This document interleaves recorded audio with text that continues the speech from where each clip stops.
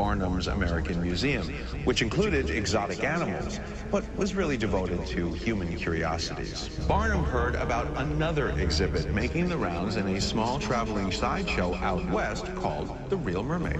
These photos depict the National Circus sideshow that sold The Real Mermaid to Barnum. 2 days before the show was to open on July 13th, 1865, a terrible fire broke out at the museum, burned it to the ground. It was one of the worst fires in New York City history. One of our researchers stumbled upon a photo collection that was buried in the National Archives for decades. To the best of our knowledge, these are the only known photographs of Barnum's Real Mermaid.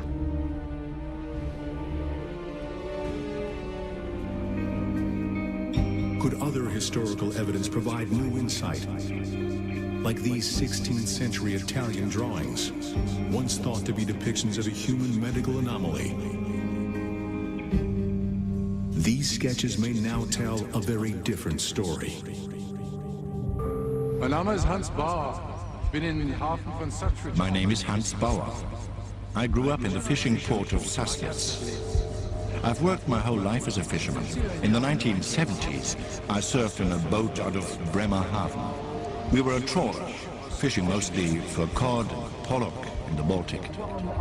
I'd heard the stories growing up of the strange things found in fish caught in the mid-Baltic. But it was when we'd trawl the deep water of the Bornholm Basin that I saw them for myself. Sometimes when we'd pull our nets in, we'd find them. Fish just killed. Fish with spears in their sides. I saw these a few times in my life. Then, on one trip, I brought my camera. I was going to take pictures of the whales we'd see to show my little boy. It was on this trip that we hauled in our nets and saw something. Something climbing out of the nets as we pulled them in.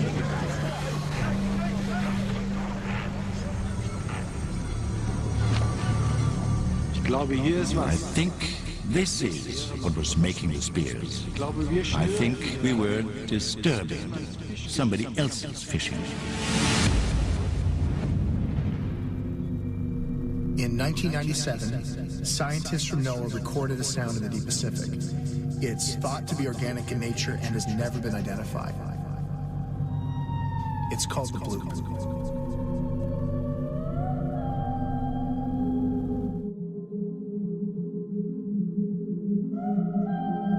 Spears. For years, deep-sea fishermen all over the world have found them. Found them in fish, caught in the open ocean.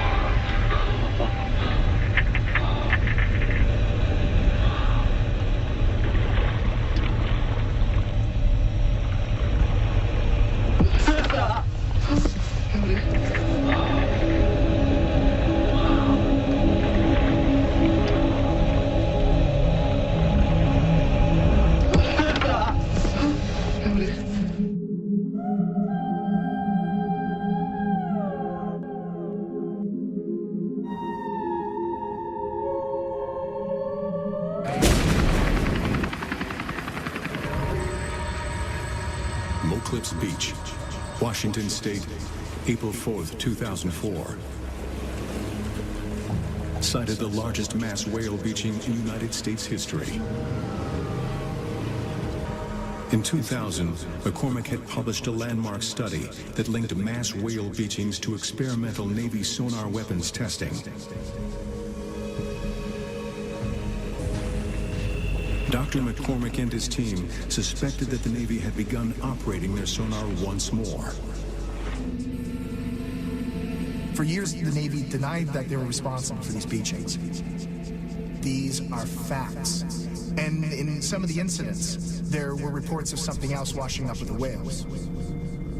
A storm was coming in, so it was just us and the Navy.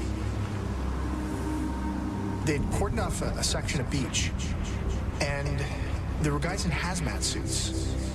It could have been biologists or medical staff. Blood was visible coming from the ears of the whales. We had never seen that before, where every whale was bleeding from the ears. This meant that they had all suffered some kind of major internal trauma. Infrasound. Very powerful, ultra-low frequency sound waves that could theoretically be weaponized and potentially be used to devastating effect. Impact injury that we believed was caused by a new kind of Navy sonar. A sonic blast that did more than just scare whales into the shallows. We recorded the whole event. The sonar blast, the whale reactions, everything.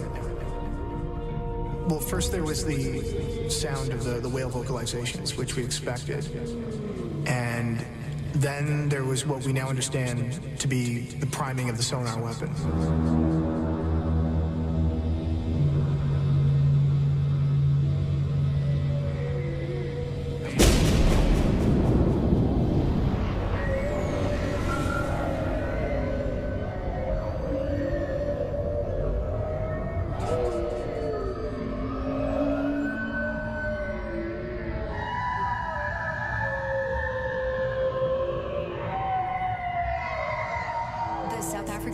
Was the biggest since the Washington State event, and here again we were seeing the exact same patterns of sonic trauma.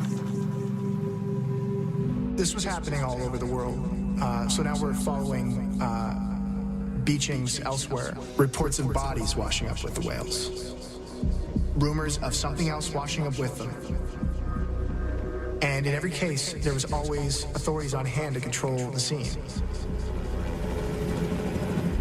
But at the time, we got the body back to the lab, and the condition of the remains was poor. We recovered about 30% of the body, so it was going to be difficult to piece together. We took an x-ray. There were bones in the tail fluke, so we're thinking, what on earth is this? The skull was severely damaged. One important piece that we did have was a partial forehead plate. This contained a hole that was not part of the damage. We made resin casts of the skull fragments. The NOAA team was now certain the Navy was not only affecting whales with their tests, they were also affecting a new species. What we were looking at was a mermaid. They came early in the morning when they knew no one would be around. They had all the right documentation, confiscation of a discovery of national importance. I mean, I've never heard of that before.